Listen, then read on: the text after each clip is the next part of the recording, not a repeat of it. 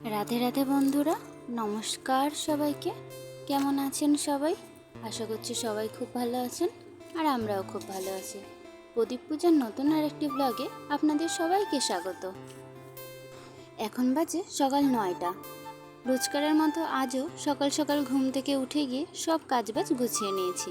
এখন যাব আমার কম্পিউটার ক্লাসে। এদিকে বড্ড দেরি হয়ে গেছে, আর আমি আমার কোনো ভালো জামা কাপড় খুঁজেই পাচ্ছিলাম না।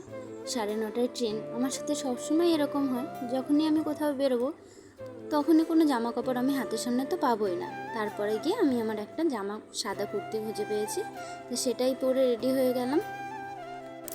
আমার দেরি হয়ে যাওয়ায় তোমাদের দাদাভাই আমাকে গাড়িতে করে স্টেশনে ছেড়ে দিয়ে গেল।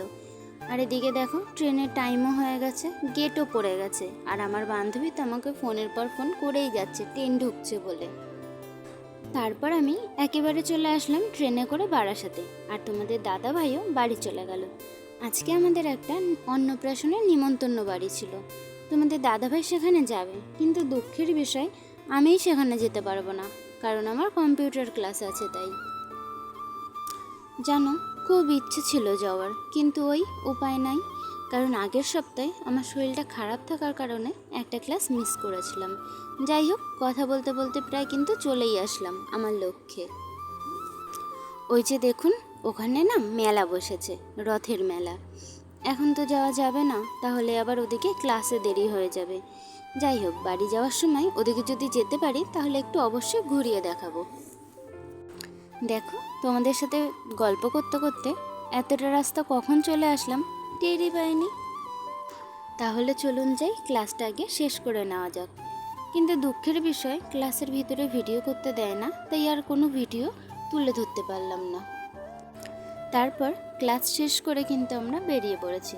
বেরিয়ে চলে আসলাম একটা খাবারের দোকানে। খাবার বলতে ওই কেকের দোকান বললেই ভালো হয়।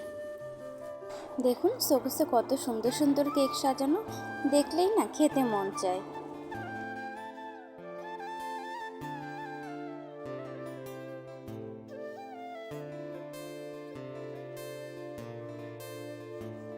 খুব খিদে পেয়ে গেছিল, তাই আমরা আমাদের পছন্দ মতো কিছু খাবার খেয়ে নিলাম।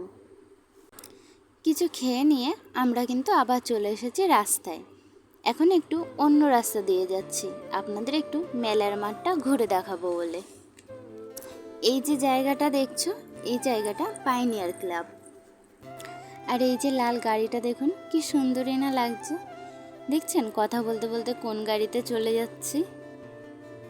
আসলে অনেক শখ তো। যাই হোক, মেন কথায় ফিরে আসি।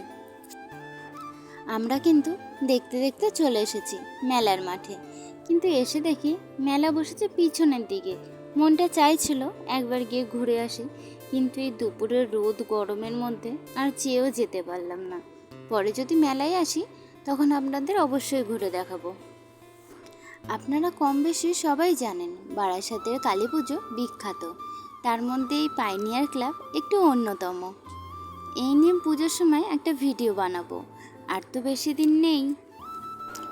তারপর কিন্তু আমরা চলে আসলাম বারাসাত স্টেশনে। এসে দেখি এক দাদাভাই মাত্র 60 টাকায় চিকেন বিরিয়ানি দিচ্ছে, তাই আমি আর আমার বান্ধবী 2 প্লেট নিয়েই নিলাম। আর জানো তো, 60 টাকা হিসেবে বিরিয়ানির পরিমাণটা কিন্তু ভালোই ছিল। তাহলে চলো বিরিয়ানিটা খেয়ে দেখা যাক কেমন খেতে। ভালো মোটে 60 টাকা।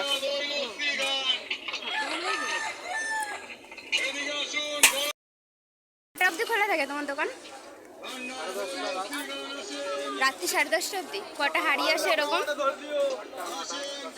8টা 9টা 10টা হাড়ি সেল হয়ে যায়। অনেক বড় বড় ইউটিউবার আছে তোমার দোকানে?